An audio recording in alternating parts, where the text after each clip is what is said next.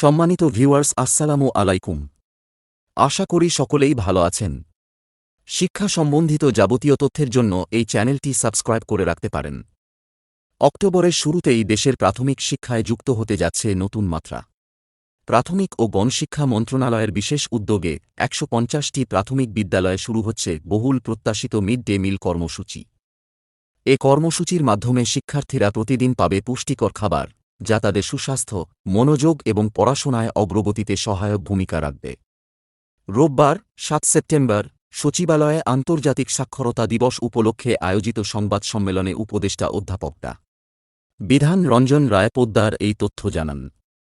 তিনি বলেন, আমরা আশা করি সেপ্টেম্বরের শেষ কিংবা অক্টোবরের শুরুতে দেশের ১৫০টি প্রাথমিক বিদ্যালয়ে মিড ডে মিল চালু করতে পারব। এই কর্মসূচির আওতায় শিক্ষার্থীদের জন্য ডিম, মৌসুমি ফল, দুধ, বিস্কুটসহ মোট ৫ ধরনের খাবারের ব্যবস্থা থাকবে। পুষ্টিকর এসব খাবার শিশুর শারীরিক বিকাশে সহায়তা করবে এবং বিদ্যালয়ে নিয়মিত উপস্থিত হতে উৎসাহিত করবে। শিক্ষা বিশেষজ্ঞরা মনে করছেন, এই উদ্যোগ শুধু শিক্ষার্থীদের স্বাস্থ্য সুরক্ষাই নয়, বরং শিক্ষার মান উন্নয়নেও গুরুত্বপূর্ণ ভূমিকা রাখবে। কারণ ক্ষুধার্ত অবস্থায় কোনো শিশু সঠিকভাবে পড়াশোনায় মনোযোগ দিতে পারে না। আর পুষ্টিকর খাবার পেলে তারা আনন্দের সঙ্গে বিদ্যালয়ে আসবে এবং শিক্ষায় অগ্রগতি ঘটবে।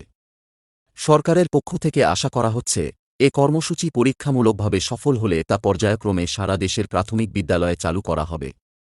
ফলে দেশের লক্ষ লক্ষ শিশুর জন্য শিক্ষার পরিবেশ হবে আরও প্রাণবন্ত, স্বাস্থ্যকর ও আকর্ষণীয়। এই উদ্যোগ কেবল শিশুদের ক্ষুধা মেটানো নয়, বরং তাদের স্বপ্ন পূরণের পথে এগিয়ে যাওয়ার এক গুরুত্বপূর্ণ পদক্ষেপ।